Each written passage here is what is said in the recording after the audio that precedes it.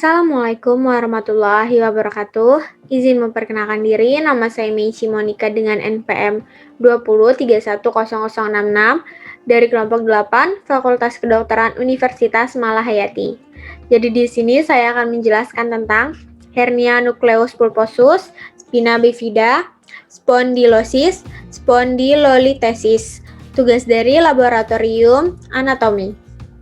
Nah, pertama-tama yang akan kita bahas yaitu hernia nucleus pulposus. Nah, untuk hernia nucleus pulposus ini definisinya yaitu hernia adalah protrusi atau penonjolan dari sebuah organ atau jaringan melalui lubang yang abnormal. Nucleus pulposus adalah massa setengah cair yang terbuat dari serat elastis putih yang membentuk bagian tengah dari diskus invertebralis. Hernia nucleus pulposus atau HNP merupakan suatu gangguan yang melibatkan ruptur annulus fibrosus sehingga nucleus pulposis menonjol atau bulging dan menekan ke arah kanalis spinalis. HNP mempunyai banyak sinonim antara lain hernia diskus invertebralis, ruptur diskus, slipped diskus, prolapsed diskus, dan sebagainya. Untuk yang selanjutnya yaitu etiologi. Nah, untuk penyebab dari hernia nucleus pulposus ini biasanya dengan meningkatnya usia terjadi perubahan degeneratif yang mengakibatkan kurang lentur dan tipisnya nucleus pulposus. Annulus fibrosus mengalami perubahan karena digunakan terus-menerus. Akibatnya, 24 annulus fibrosus biasanya di daerah lumbal dapat menyembul atau pecah. Hernia nucleus pulposus ini kebanyakan juga disebabkan oleh karena adanya suatu trauma derajat sedang yang berulang mengenai diskus invertebralis, sehingga menimbulkan sobeknya annulus fibrosus.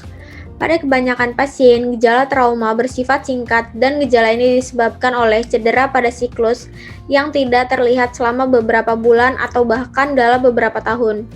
Kemudian pada degenerasi diskus kapsulnya mendorong ke arah medula spinalis dan mungkin ruptur dan memungkinkan nucleus pulposus terdorong terhadap sulcus doral atau terhadap saraf spinal saat muncul dari kolumna spinal. Selanjutnya yaitu epidemiologi. Nah, untuk prevalensi HNP berkisar antara 1-2% dari populasi. Usia yang paling sering adalah usia 30-50 tahun. Pada penelitian, HNP paling sering dijumpai pada tingkat L4-L5. Titik tumpuan tubuh di L4, L5, dan S1. Penelitian Damers dan Kohler pada 1431, pasien dengan herniasi diskus lumbalis memperlihatkan bahwa pasien HNP L3-L4 secara bermakna dari usia tua dibandingkan dengan pasien HNP L4, L5. HNP merupakan salah satu penyebab dari nyeri punggung bawah yang penting dan merupakan salah satu masalah kesehatan yang utama. Insight HNP di Amerika Serikat adalah sekitar 5% orang dewasa. Kurang lebih 60-80% individu pernah mengalami nyeri punggung dalam hidupnya. Nyeri punggung bawah merupakan satu dari 10 penyakit terbanyak di Amerika Serikat dengan angka prevalensi sekitar antara 7,6 sampai 30%. Insights tertinggi dijumpai pada usia 45 sampai 60 tahun. Pada penderita dewasa tua, nyeri punggung bawah menggunakan aktivitas sehari-hari pada 40% sehingga penderita dan menyebabkan gangguan tidur pada 20% penderita akan mencari pertolongan medis, dan 25% diantaranya perlu rawat inap untuk evaluasi lebih lanjut. Nah, untuk yang selanjutnya yaitu faktor risiko. Nah, untuk yang pertama faktor risiko dari HNP yaitu usia. Usia merupakan faktor utama terjadinya HNP karena annulus fibrosus lama-kelamaan akan hilang elastisitasnya sehingga menjadi kering dan keras, menyebabkan annulus fibrosis mudah berubah bentuk dan ruptur. Untuk yang kedua yaitu trauma. Trauma yang memberikan stres terhadap kolumna vertebralis seperti jatuh. Yang ketiga yaitu pekerjaan. Pekerjaan terutama yang sering mengangkat barang berat dan cara mengangkat barang yang salah, meningkatkan risiko terjadinya HNP. Yang keempat, yang terakhir yaitu gender. Pria lebih sering terkena HNP dibandingkan wanita, bandingnya 2:1. Hal ini terkait pekerjaan dan aktivitas yang dilakukan pada pria cenderung ke aktivitas fisik yang melibatkan kolumna vertebralis. Untuk yang selanjutnya yaitu patofisiologi. Pada tahap pertama, sobeknya anulus fibrosus bersifat sirkumferensial karena adanya gaya traumatik yang berulang. Sobekan tersebut menjadi lebih besar dan timbul sobekan radial. Apabila hal ini telah terjadi, maka resiko HNP hanya menunggu waktu dan trauma berikutnya saja. Gaya presipitasi itu dapat diasumsikan sebagai gaya traumatik ketika hendak menegakkan badan waktu terpleset, mengangkat benda berat, dan sebagainya. Menjebolnya atau herniasi nukleus pulposus dapat mencapai ke korpus tulang belakang di atas atau di bawahnya. Bisa juga menjebol langsung ke kanalis vertebralis. Menjebolnya sebagian nukleus pulposus ke dalam korpus vertebra dapat dilihat pada foto ronsen polos dan dikenal sebagai nodus kromol. Sobekan sirkumferensial dan radial pada anulus fibrosus diskus invertebralis dengan terbentuknya nodus kromol merupakan kelainan yang mendasari low back pain subkronis atau kronis yang kemudian disusul oleh nyeri sepanjang tungkai yang dikenal sebagai ischialgia atau sciatica. Menjebolnya nukleus pulposus ke kanalis vertebralis berarti bahwa 29 nukleus menekan radix yang bersama-sama dengan arteria radicularis yang berada dalam lapisan dura. Hal ini terjadi jika penjebolan berada di sisi lateral. Setelah terjadi HNP, sisa diskus invertebralis mengalami lisis, sehingga dua korpus vertebra bertumpang tindih tanpa gejala. Untuk yang selanjutnya yaitu patogenesis. Nah, di patogenesis ini ada proses degeneratif dan proses traumatik. Untuk di proses degeneratif yaitu diskus invertebralis tersusun atas jaringan fibrokartilago yang berfungsi sebagai shock absorber, menyebarkan gaya pada kolumna vertebralis dan juga memungkinkan gerakan antar vertebra. Kandungan air diskus berkurang dengan bertambahnya usia, dari 90% pada bayi sampai menjadi 70% pada orang usia lanjut. Selain itu, serabut-serabut menjadi kasar dan mengalami hyalinisasi yang ikut membantu terjadi perubahan ke arah herniasi nukleus pulposus melalui anulus dan menekan radix saraf spinal. Pada umumnya, hernia paling mungkin sering terjadi pada bagian 25 kolumna vertebralis, di mana terjadi peralihan dari segmen yang lebih mobil ke yang kurang mobil, atau perbatasan lumbosakral dan cervicothorax. Nah, yang kedua yaitu proses traumatik. Dimulainya degenerasi diskus mempengaruhi mekanika sendi invertebral yang dapat menyebabkan degenerasi lebih jauh. Selain degenerasi, gerakan repetitif seperti fleksi, ekstensi, lateral fleksi, rotasi, dan mengangkat beban dapat memberi tekanan abnormal pada nukleus. Jika tekanan ini cukup besar sampai melukai anulus, nukleus pulposus ini berujung pada herniasi. Trauma akut dapat pula menyebabkan herniasi seperti mengangkat benda dengan cara yang salah dan jatuh. Hernia nukleus pulposus terbagi dalam 4 grade berdasarkan keadaan herniasinya, di mana ekstrusi dan sekuestrasi merupakan hernia yang sesungguhnya, yaitu grade pertama, protrusi diskus invertebralis, di mana nukleus terlihat menonjol ke satu arah tanpa kerusakan anulus fibrosus. Di grade kedua ada prolaps diskus invertebral. Nukleus berpindah tetapi masih dalam lingkaran anulus fibrosus. Di grade ketiga ada ekstrusi diskus invertebral. Nukleus keluar dari anulus fibrosus dan berada di bawah ligamentum longitudinalis posterior. Di grade keempat ada sekuestrasi diskus invertebral. Nukleus telah menembus ligamentum longitudinalis posterior. Nah, untuk yang selanjutnya yaitu adanya penata laksanaan. Nah, untuk di penata laksanaan ini yang pertama yaitu ada terapi fisik pasif. Terapi fisik pasif ini biasanya digunakan untuk mengurangi nyeri punggung bawah akut, misalnya kompres hangat atau dingin. Untuk kompres hangat atau dingin ini merupakan modalitas yang mudah dilakukan. Selanjutnya ada lontoporesis, merupakan metode pemberian steroid melalui kulit.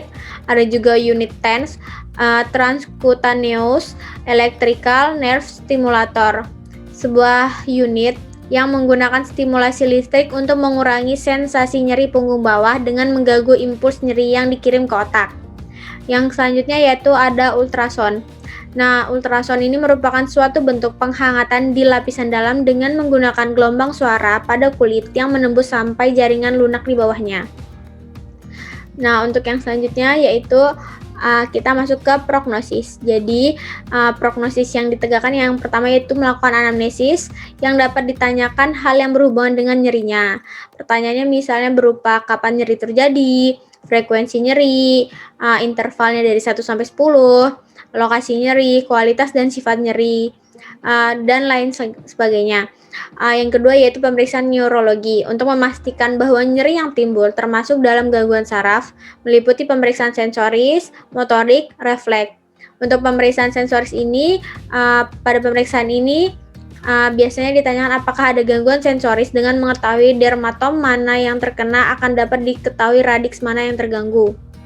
Untuk kedua yaitu pemeriksaan motorik, di mana apakah ada tanda paresis, atrofi otot.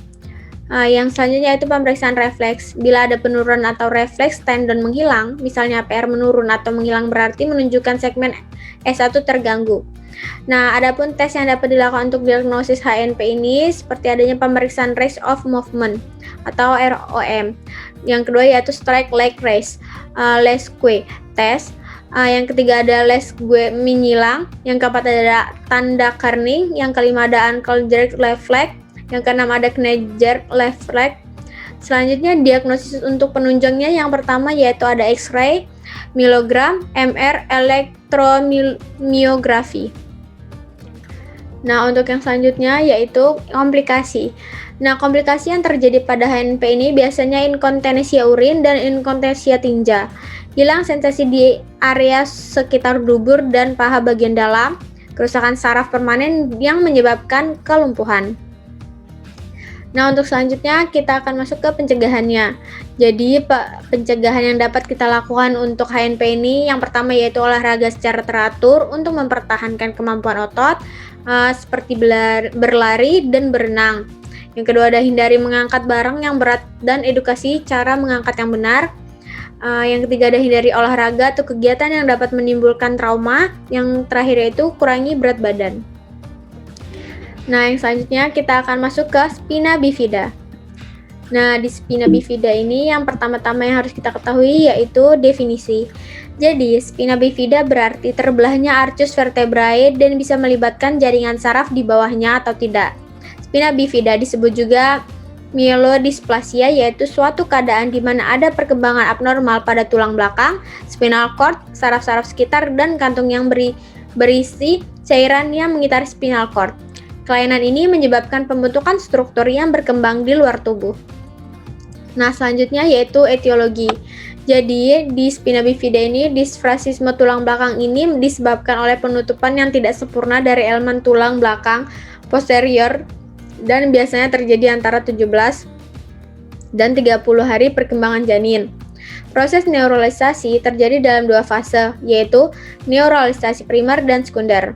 Neuralisasi primer mengacu pada penutupan tabung saraf yang membentuk otak dan sumsum tulang belakang. Neuralisasi sekunder melibatkan pembentukan struktur ekor tabung saraf yang membentuk bagian sakral dan tulang ekor. Struktur kaudal ini berkembang sekitar hari ke-26 kehamilan dan kegagalan penutupan bagian-bagian ini menghasilkan berbagai tingkat di disfrasisme tulang belakang. Untuk penyebab lingkungan yang paling umum adalah defisiensi folat dengan sebagian besar katup dianggap sensitif asam folat. Nah, untuk program fortifikasi folat diet telah dilaksanakan di seluruh dunia yang telah menurunkan prevalensi anencefali dan spina bifida sebesar 28%. Faktor risiko lingkungan lainnya termasuk obesitas ibu, diabetes ibu, dan teratogen seperti asam valproat. Beberapa faktor genetik juga telah berkolerasi dengan neuralisasi yang buruk termasuk beberapa sindrom kromosom dan polimorfisme genetik. Penelitian telah melibatkan polimorfisme gen yang mengkode enzim MTHFR yang terlibat dalam metabolisme folat. Sebagai kemungkinan faktor risiko genetik, sementara spina bifida biasanya cacat terisolasi, beberapa terkait dengan sindrom kromosom, paling sering trisomi 13 dan 18. Untuk yang selanjutnya yaitu epidemiologi. Penelitian menunjukkan bahwa sekitar 1.300 bayi sehat yang lahir setiap tahun akan mengalami spina bifida jika fortifikasi asam folat tidak diperkenalkan ke dalam praktik prenatal yang umum. Wanita Hispanik tampaknya memiliki tingkat kehamilan tinggi yang terkena spina bifida. Di seluruh dunia, Hispanik memiliki prevalensi 3,8 per 10.000 kelahiran hidup dibandingkan dengan non-Hispanik hitam atau Afrika Amerika yang memiliki tingkat 2,73 per 10.000 dan non-Hispanik putih dengan 3,09 per 10.000. Selanjutnya yaitu patofisiologi. Nah, untuk patofisiologi spina bifida berhubungan dengan kegagalan plat tuba untuk menyatu dan menutup. Oleh karena itu, perlu untuk memahami embryogenesis dari praneural. Tuba neural atau neural tube terbentuk sejak hari ke-22 pasca fertilisasi yang terdiri dari 2 tahapan, antara lain tahapan neurulasi primer dan sekunder. Selanjutnya ada patogenesis. Nah, ada beberapa studi longitudinal baru-baru ini tentang spina bifida dan hasilnya jangka panjang yang membuat sulit untuk memprediksi pasien meningkat perbaikan yang signifikan dalam manajemen spina bifida. Sebagian besar penelitian juga menggabungkan data dari pasien dengan disfrasisme terbuka dan tertutup. Secara keseluruhan, prognosis sebagian besar tergantung pada adanya hidrosepalus, tingkat defek, dan tingkat keparahan malformasi syari. Sebuah studi baru-baru ini menunjukkan bahwa kelangsungan hidup hingga usia 1 tahun adalah sekitar 71% secara keseluruhan. Dari mereka dengan dan tanpa hidrosepalus masing-masing 56% dan 88% bertahan hidup setelah usia 1 tahun. Untuk yang selanjutnya yaitu kita masuk ke komplikasi. Jadi pasien datang ke rumah sakit biasanya beberapa komplikasi yang terjadi. Nah, antaranya itu telah dibahas, yaitu komplikasi yang paling umum adalah gagal ginjal akut atau urosepsis yang merupakan sekunder dari reflux ureter yang disebabkan oleh kandung kemih neogenik. Penting untuk memperkenalkan pengobatan agresif dan pengawasan disfungsi urologis. Banyak pasien akan memerlukan kateterisasi intermittent untuk manajemen urin. Skoliosis juga merupakan komplikasi umum dengan sekitar 33% pasien yang terkena, diikuti oleh nyeri kronis pada 29% dan epilepsi pada 12%. Pasien juga dapat datang dengan tali yang ditambatkan atau hidromielia yang dapat muncul dengan penurunan neurologis yang tiba-tiba, spastisitas atau nyeri. Untuk yang selanjutnya yaitu pencegahan. Nah, untuk yang kita lakukan yaitu wanita harus diberi konseling selama usia subur untuk mengonsumsi suplemen asam folat. Selanjutnya untuk mencegah spina bifida seperti yang telah dibahas, wanita untuk merencanakan kehamilan harus mengonsumsi 0,4 mg setiap hari dan mereka yang memiliki riwayat keluarga atau anak sebelumnya dengan NTD harus mengonsumsi 4 mg setiap hari. Pada tahap awal kondisi, pengasuh membutuhkan pendidikan paling banyak untuk memperdayakan mereka menjadi advokat yang efektif bagi pasien selama masa kanak-kanak. Sepanjang pertumbuhan pasien harus diberikan otonomi yang meningkat sesuai dengan perkembangan kognitif mereka. Penting bagi pasien dan pengasuh mereka untuk merasa seolah-olah mereka adalah bagian dari tim medis. Keluarga harus dilatih selama terapi anak mereka sehingga mereka dapat secara efektif merawat anak-anak mereka seiring bertambahnya usia. Pertimbangan penting termasuk mobilisasi pasien, penggunaan ortotik dan alat bantu yang tepat, dan mekanika tubuh yang tepat. Mereka juga harus dididik tentang tanda dan gejala kondisi serius yang mungkin berkembang, termasuk ISK, hidrosefalus, atau kejang. Setelah anak-anak cukup besar untuk memahami kondisi dan kebutuhan mereka harus dilibatkan dalam proses pengambilan keputusan yang memberi mereka pendidikan tentang perawatan diri mereka. Pasien dengan spina bifida okulta mungkin tidak memiliki banyak penyakit penyerta, tetapi mereka dengan disfrasisme terbuka mungkin memerlukan pemantauan yang lebih ketat. Nah, untuk selanjutnya yaitu penata laksanaan dari spina bifida. Nah, untuk spina bifida ini secara umum terdiri dari 22 komponen, yaitu pembedahan dan penanganan komorbid penderita. Tata laksana utama neural tube defect adalah pembedahan. Pembedahan dapat dilakukan saat bayi masih di dalam kandungan atau setelah bayi lahir. Nah, untuk yang selanjutnya kita akan masuk ke spondilosis. Nah, jadi spondilosis ini adalah untuk degenerasi tulang belakang, misalnya tali tulang dan degenerasi piringan atau tulang belakang. Seringkali istilah spondilosis digunakan untuk mendeskripsikan osteoartritis pada tulang belakang. Nah, selanjutnya yaitu patofisiologi. Jadi, spondilosis merupakan penyakit degeneratif yang sering mengenai lumbal, proses degeneratif diskus invertebra disertai perubahan struktur diskus menjadi rata, tonjolan tulang oleh permukaan osteofit, tampak di tepi anterior dan posterior pada korpus vertebra. Tonjolan tulang yang muncul di bagian posterior dapat melewati batas foramen invertebra sehingga menyebabkan radik saraf yang keluar pada sisi sebelahnya. Nah, untuk yang selanjutnya yaitu faktor risiko.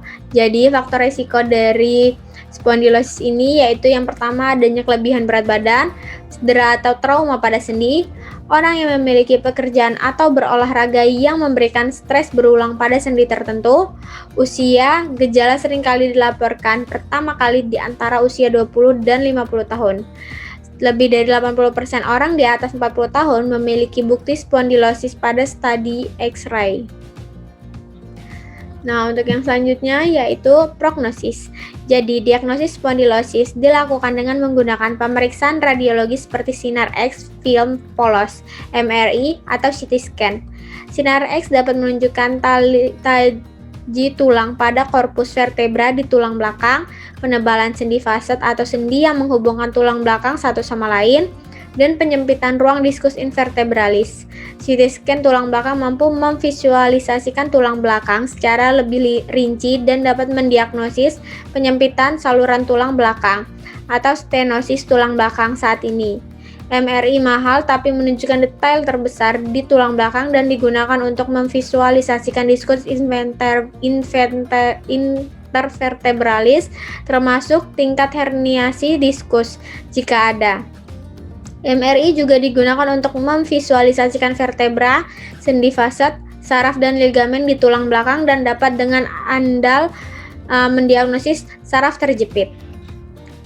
Untuk selanjutnya yaitu pencegahan. Yang pertama yang harus kita lakukan yaitu duduk dengan benar, kedua belajar mengangkat dengan benar, ketiga berolahraga secara teratur atau latihan aerobik sangat baik, dan yang terakhir yaitu makan makanan sehat. Diet seimbang, rendah lemak, kaya buah, dan sayuran. Untuk yang selanjutnya yaitu penata laksanaan. Nah, untuk di spondilosis ini bergantung pada usia, penyebabnya, tipe dan derajat, serta tingkat morbiditas gejala klinis pasien. Tujuan utama penata laksanaan adalah mengurangi morbiditas dan menekan progresivitas penyakit hingga tercapai remisi. Penanganan terdiri dari terapi konservatif dan operatif, sedangkan spondilolitesis tipe patologis membutuhkan terapi sesuai penyakit yang mendasari. Nah, untuk terapi konservatif merupakan pilihan awal untuk spondilosis, terutama pasien dengan usia muda dapat mentoleransi intervensi konservatif. Terapi konservatif juga menjadi pilihan pada pasien yang masih mampu melakukan aktivitas tanpa membantu berjalan dengan baik, tanpa gejala defisit neurologis, serta mampu mengontrol kondisi untuk miksi dan defaksi. Nah, untuk yang selanjutnya yaitu spondilolitesis. Nah, untuk spondilolitesis ini definisinya merupakan kondisi di mana tulang belakang bergeser dari posisi normalnya. Jika derajatnya ringan, spondilolitesis biasanya tidak menimbulkan keluhan atau gejala, namun jika parah, kondisi ini perlu segera ditangani karena dapat menyebabkan kelumpuhan. Nah, untuk etiologinya yaitu bersifat multifaktor di antara defek kongenital, proses degeneratif, kondisi patologis seperti infeksi, trauma, dan iatrogenik. Nah, untuk selanjutnya yaitu epidemiologi. Nah, jadi epidemiologi spondylolitesis menunjukkan prevalensi dan insiden dipengaruhi oleh usia, jenis kelamin, dan riwayat penyakit muskuloskeletal. Spondylolitesis dapat terjadi pada semua usia, tetapi prevalensi meningkat pada usia di atas 50 tahun.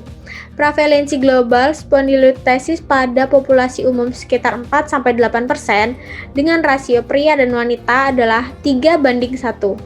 Studi populasi pada 500 siswa sekolah dasar berusia 6-12 tahun menunjukkan insiden spondylolitesis sebesar 4,4%. Penelitian lain pada 37 pasien usia 49-80 tahun yang menderita spondylolitesis menunjukkan sebanyak 19 pasien, sekitar 51-4%, mengalami spondylolitesis, sedangkan spondylolitesis degeneratif jarang menyerang individu di bawah usia 40 tahun. Nah, untuk selanjutnya yaitu patofisiologi. Jadi, patofisiologi spondylolitesis adalah defek pada vertebra yang menyebabkan pergeseran segmen tulang belakang. Defek vertebra dapat disebabkan oleh proses kongenital, degeneratif, trauma, maupun infeksi. Spondylolitesis dapat terjadi di regio vertebra manapun, tetapi lokasi tersing pada regio vertebra lumbal karena rentan mengalami cedera akibat menahan beban atau peregangan berulang akibat aktivitas fisik. Untuk yang selanjutnya yaitu prognosis. Nah, untuk prognosis spondylolitesis ini mayoritasnya mengalami perbaikan klinis dengan penata laksanaan konservatif, terutama pada spondylolitesis ischemic grade 1 dan 2. Spondylolitesis bukan merupakan suatu keadaan yang mengancam jiwa, tetapi dapat menurunkan kualitas hidup penderita. Untuk komplikasi dari sini yaitu komplikasi spondylolitesis yang paling umum adalah radikulopati, spinal stenosis, dan sindrom cauda equina dapat terjadi jika vertebra lumbal bergeser secara signifikan.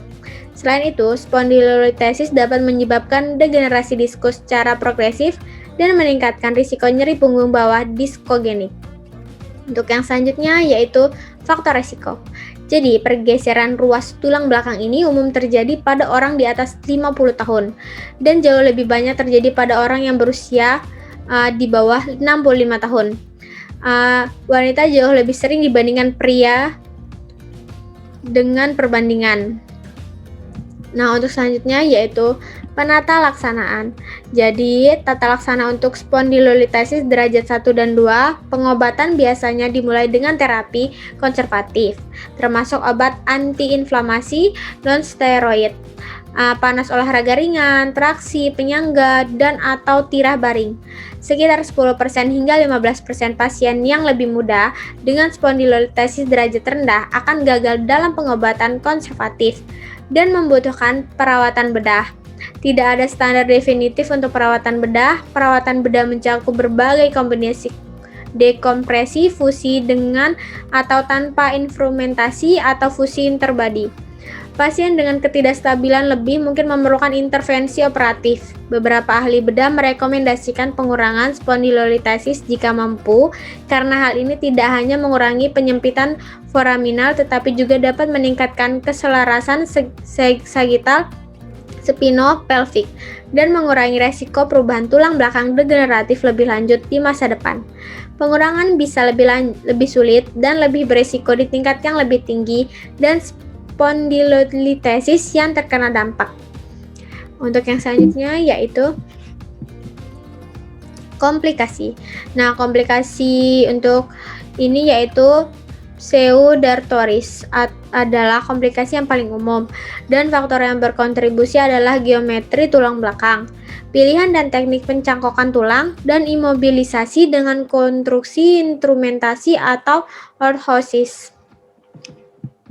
Nah, untuk pencegahannya yaitu penyediaan layanan kesehatan mungkin merekomendasikan latihan untuk memperkuat otot punggung dan perut, terutama untuk anak-anak. Pastikan untuk melakukan pemeriksaan rutin sehingga penyedia layanan kesehatan dapat mendeteksi masalah sejak dini. Kemungkinan spondylolitesis kembali atau berulang. lebih tinggi jika nilainya lebih tinggi untuk orang dengan slip kecil. Kondisinya mungkin tidak akan pernah kembali. Sekian video dari saya. Jadi saya mohon maaf apabila saya ada salah-salah kata. Terima kasih sudah menyaksikan video ini dan semoga bermanfaat dan semoga teman-teman semua dapat mengetahui klinis-klinis yang telah dibahas. Saya akhiri. Wassalamualaikum warahmatullahi wabarakatuh.